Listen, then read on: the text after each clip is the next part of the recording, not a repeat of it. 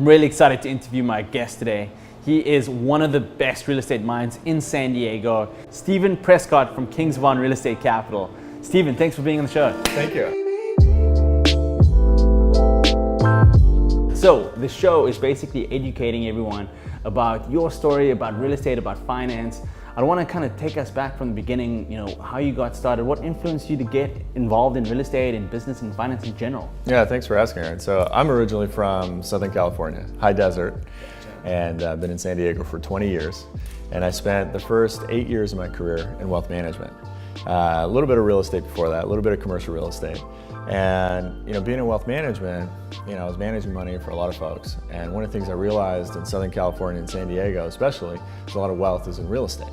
And that brought me to my current position with Kingsbarn Real Estate Capital. We are a sponsor of vehicles that folks can 1031 into.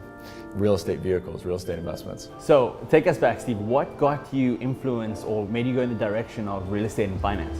I would say when I was an undergrad, I was doing a dual degree with civil engineering and economics. And all my economics and business colleagues, they were going into commercial real estate, and everybody seemed like they were having a lot of fun and a lot of success.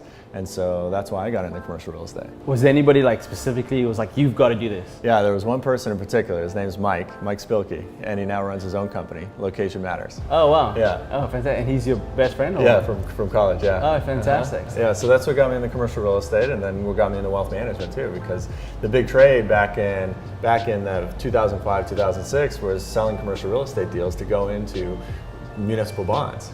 And that was a big trade, and we don't have to go into the details, but folks were reducing their risk and making more money in municipal bonds at that time because of the way the markets were. Fantastic. So take us through the journey. So making a decision to go into real estate and financing is one thing, but then going down the path, how did you actually go down to the path to become sort of managing director of Kingsbarn today? So yeah. Well, it was definitely a path. It was a 10-year path. I was managing money as a wealth manager for 8 years with a couple major firms in the city. And I realized that a lot of people had a lot of real estate in their portfolios that wasn't being managed or wasn't being efficient. It wasn't being managed efficiently. And investors and families wanted to do better things with that real estate equity that they had, because cap rates were really low in Southern California and all over the country really.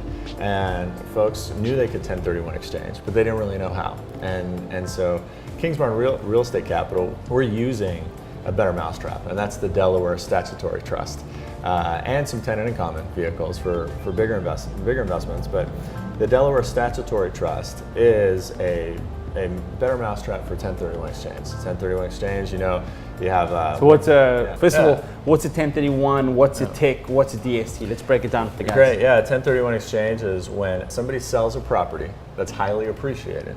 They have 45 days to identify new properties to reinvest it.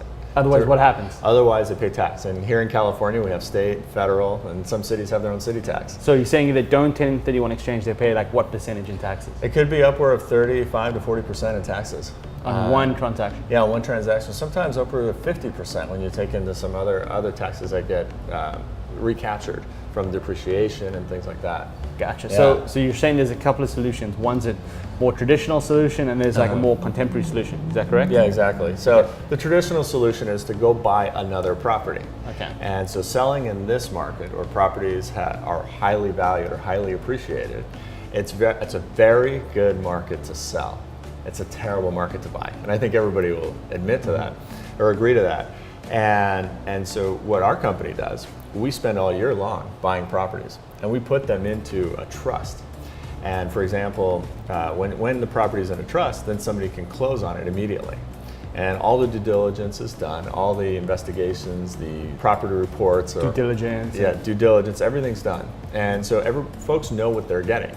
And so we can put better properties than what's commonly available on the open market into these different vehicles for folks to retire on, and literally double or sometimes triple their after-tax cash flow. Gotcha. Yeah. And that model, what is that model called? Yeah, that's called a Delaware Statutory Trust. Statutory, all it means is state. It's a Delaware trust recognized by the state of Delaware. Gotcha, Yeah. gotcha. And so the traditional sort of vehicle of that is called a TIC, is that correct? Yeah, before, in the last 10 years ago, properties were structured as tenant in common investments. And there are some problems with that when you get too many investors. And they're still being used today, but just on a very high level. for large investments and maybe 3 or 4 or 5 large investors to come into one building. But the minimums are very high on a tenant in common investment today. The minimums are about $1 million, sometimes more, sometimes 2 or 3 or 4 million. What about a DST? What's the minimum on a DST? The minimum is 100,000. Gotcha. So somebody that has a property, for example, somebody that has let's say a single family home in Point Loma or Ocean Beach that's worth $1 million, because every little cottage in Ocean Beach is worth $1 million. And when somebody sells it, let's say they get $500,000 in equity. Well, there's not too much to buy with that $500,000 in equity, and they can go into a larger property that has a stronger lease, a longer term lease, guaranteed by a Fortune 500 tenant with $500,000 or even as little as 100,000, and get more income and more consistent income than what's possible, potentially maybe possible in a single family home, in another more residential type investment.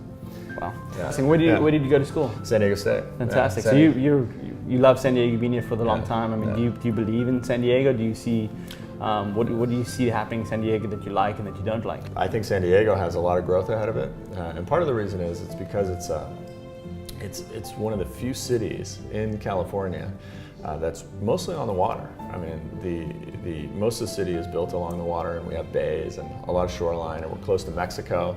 And so between Mexico and basically Orange County and LA, I mean, we're kind of a super metropolis here. We're an international metropolis is really what we are. I mean, with 2 countries, and we have a lot of synergies and things like that. A lot of port activity, a lot of cruise ships coming in. I think we're the #1 tourist destination in the country. Wow. Yeah, today. Yeah, and I saw recently they just had a Forbes article that went out about how great San Diego is and how it's changed over the last 20 years. So it's starting to get some international press. So you made this your home. You're based here.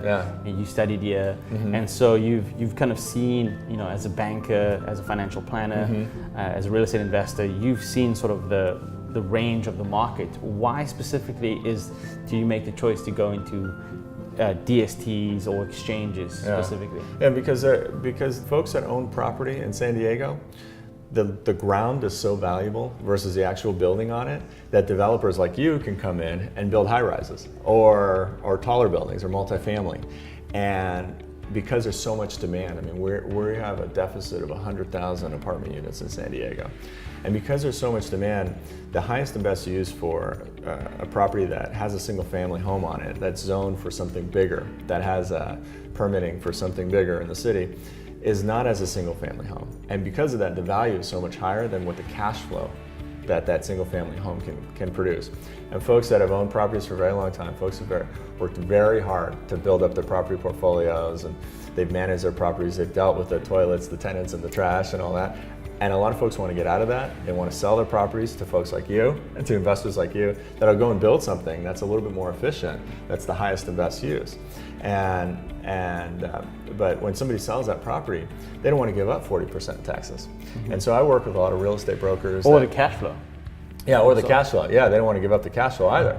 And if you give up 40% in taxes, it's hard to reinvest and get the same cash flow. And it's even harder even if you do a 1031 exchange in San Diego. And so I help real estate brokers that are selling properties that have these needs, where the clients are going to have a big tax liability, and they don't want to sell, but they know that they'll make a lot of money. And I show them investments that in Delaware statutory trust that can not only defer their tax, but give them passive income, and give income and more passive income than they were getting before. And so that's really what drove me to become an expert in DSTs. Fantastic. So can we break down the triple net? So when people say a triple net investment, right? Because that's kind of what the DST focuses on, is triple net investment. Well, a DST could be a triple net. That's the safest. The Gotcha. DSTs are structured around triple net investments. And a triple net just means net of maintenance, taxes, and insurance.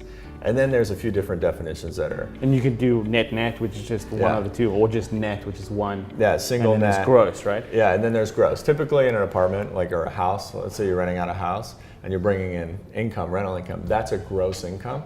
And folks, the investors, then pay their own expenses. And hopefully you have something left over at the end of the day. After you replace carpets or do a plumbing job or whatever, sometimes, there could be no net income that year. Yeah. And so we go from, so gross, basically the investor pays for all the expenses, and then triple net, the tenant absorbs all those expenses. Exactly. The tenant absorbs all those expenses, or some of those expenses. It Gotcha. can be structured in a lease. Yeah. And so that's kind of also why it's safer, because you really don't have a lot of responsibility on that side. So whatever your cash flow is, that's your, whatever your income is, that's your cash flow. Yeah, that's why it's more conservative. Fantastic. And so talk to us about some of the yields that is made from some of these investments. Yeah, we're able to put together deals that are cash flowing anywhere from 6 to even potentially up to 7.5%. That are meant to be passive income for investors, and they each have different risk levels. So some are more. The 6 is more conservative.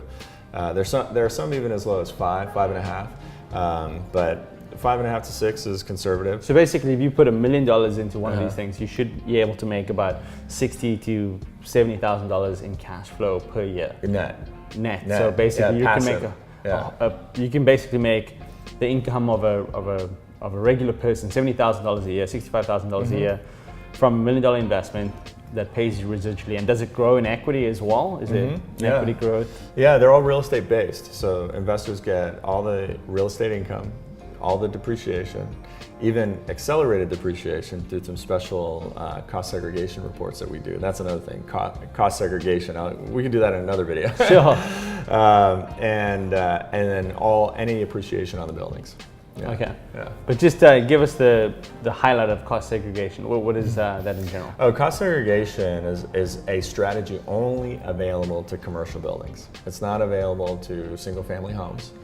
And what it is a special study that's done by an engineering group, and the engineering group could be with C.B. Richard Ellis or with Cushman & Wakefield or an engineering firm, and they break out each component of the building. So for example, like the floors in a building, the lighting, the air conditioning. And with the new tax laws, basically investors can depreciate just those components in the first year, which means they get to write them off against their taxes and create shelter for their income. Instead of depreciating it over 39.5 years. Yeah, instead of depreciating over 39.5 or 27 years. Gotcha. Yeah. Fantastic. Wow, that's a great strategy, great sort of 2.0 advanced strategy for depreciation. Again, you've been exposed to all these different sort of strategies and nuances that can really sort of help people. What are some of the success stories that I've had when people go into some of the deals? Yeah, I'll tell you a great success story. Like here in downtown Little Italy, one investor had a small historical home that was worth about maybe $1.5 million to $2 million, and because it's historical, you can't build anything else here. You can't build any multifamily or anything. So she was leasing out to a restaurant. She signed a lease in the recession, and she was really happy to get the lease. But she was only getting about $50,000 a year gross. And so on that $50,000 a year, she was paying the taxes and insurance. And after she paid taxes and insurance, she was really only netting about $30,000 a year. So when you look at that on a $2 million value of a property, that's a 1.5% return. And this owner is retired, and she was able to exchange into DSTs and get upwards of $10,000 a month. Wow. Yeah. And $120,000. Yeah, $120,000 versus $30,000, and that's after tax. Wow. $120,000 after tax. So there's almost a four times increase in income. And she's able to support her charities. She lives a pretty modest lifestyle, but now she's able to support her charities like San Diego Zoo and different causes that before she kind of have to budget for because she had to budget for her tax first. Gotcha. Yeah. Wow, that's amazing. So just some strategic maneuvering. Even though you might have the asset, you're basically saying that the equity is not being used well or efficiently, where you can sort of achieve your goals, whether that's exchanging to something that's producing more consistent income, that's essentially making use of that equity in a way that's going to benefit you for what you want to achieve, right? Right, exactly. And that's fantastic. And it's not necessarily an aggressive strategy. It's not, where do you what's the ideal person that should be involved in an exchange or a DST? Yeah, the ideal person is somebody who wants to retire, who wants to get out of active ownership of real estate and become passive and just get passive income and get a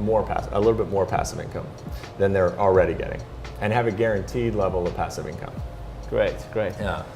I love that. I love that. And so, and then on the horizon, right? So, for example, I mean, we're in this age of disruption, right? Technology disruption, right? And then, is that how do you see technology kind of influencing real estate now and over the next decade, as these, or next 10 or 20 years, really, as things start to shift? You know, the world becomes electrical. You get, you know, Amazon starts dropping off drones. How does that affect some of these sort of asset classes? Yeah, well, I think investors should be careful in what they go into. I mean, retail, we're not doing anything with retail. And that's because we're very concerned about Amazon. I mean, everybody's concerned about the Amazon gorillas. I mean, they haven't taken over just yet on every industry, but they're definitely growing online market share in terms of retail sales. And brick and mortar retailers are having to rethink their strategies and how to use their physical locations. And so that's disrupting that industry. And so there's some change there, and that's why we're more focused on healthcare and also some government leased buildings. Fantastic. Yeah. I love that. Yeah. Steve, thanks for coming on. I think we got a ton of value. If people want to get hold of you, how do they get hold of you? Yeah, they can go to kingsbarn.com. And my contact information is on there. Fantastic. Or email me at prescott@kingsbarn.com. Great. Yeah. Thanks, Steve. Appreciate you coming on. You got it. Awesome. Yeah.